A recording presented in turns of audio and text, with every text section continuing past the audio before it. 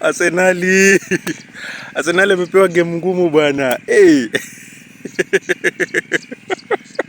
Southampton. Wengine wanapewa game rahisi kama Liverpool. Nyinyi mnapewa Southampton. Oh my God, Arsenal mmeonewa bwana. Hey, ni kama hawataki mchukue hivi vikombe bwana. Man City anapewa game rahisi. Anapewa Newcastle, mara sai Liverpool, mara ende Real Madrid, mara Bayern Munich. Lakini wewe mazi unapewa game ngumu bwana. Yani it's totally unbelievable, man. Unbelievable, unrealistic.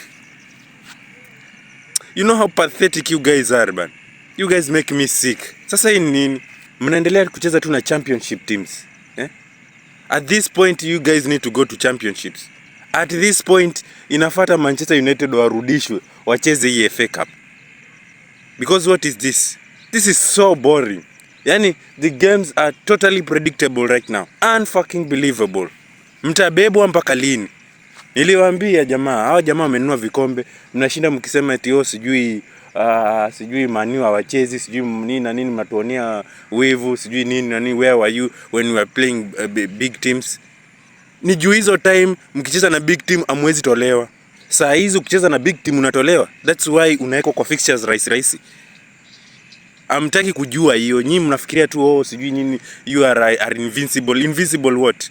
Mnabebwa. Mimi nilikuwa nataka Arsenal mpatane na Liverpool. Nilitaka muwekwe pamoja na Liverpool. Mkishinda hiyo nitaamini.